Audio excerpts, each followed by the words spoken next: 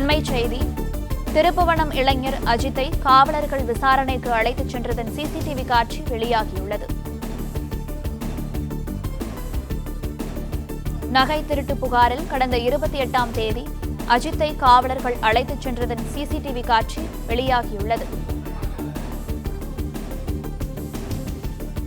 திருப்புவனம் இளைஞர் அஜித்தை காவலர்கள் விசாரணைக்கு அழைத்துச் சென்றதன் சிசிடிவி காட்சி வெளியாகியுள்ளது. நகை திருட்டு புகாரில் கடந்த 28ஆம் தேதி அஜித்தை காவலர்கள் அழைத்துச் சென்றதன் சிசிடிவி காட்சி வெளியாகியுள்ளது.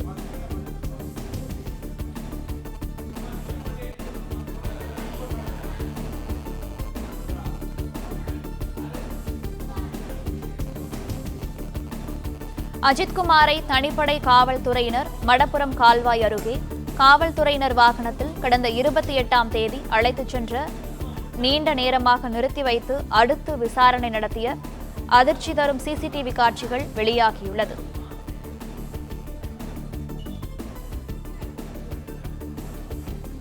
ஏற்கனவே இளைஞர் அஜித்தை காவலர்கள் கொடூரமாக தாக்கிய காட்சி வெளியாகியிருந்தது.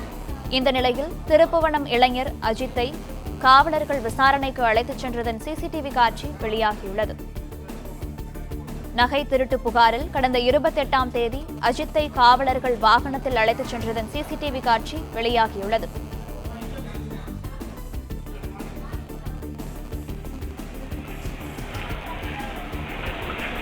அஜித்குமாரை தனிப்படை காவல்துறையினர் மடப்புரம் கால்வாய் அருகே காவல்துறையினர் வாகனத்தில் கடந்த 28ஆம் தேதி அழைத்துச் சென்று நீண்ட நேரமாக நிறுத்தி வைத்து அடித்து விசாரணை நடத்திய அதிர்ச்சி சிசிடிவி காட்சிகள் வெளியாகியுள்ளது.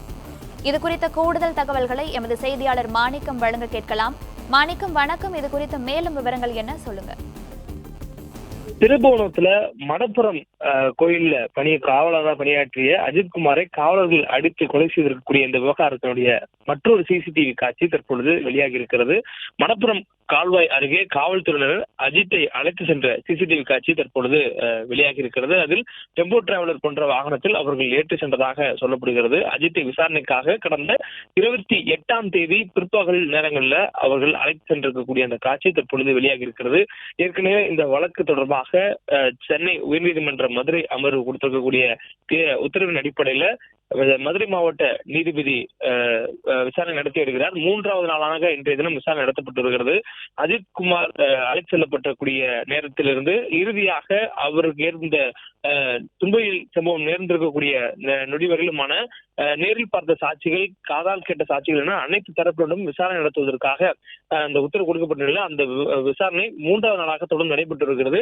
இந்த நிலையில அஜித் அவர்களுடைய அந்த விசாரணைக்கு அழைத்து செல்லக்கூடிய அந்த சிசிடிவி காட்சியானது வெளியாகி இருக்கிறது. மடப்புரம் பகுதி அருகே இந்த சிசிடிவி காட்சிகள் அவர் இடம்பெற்றிருக்கிறது.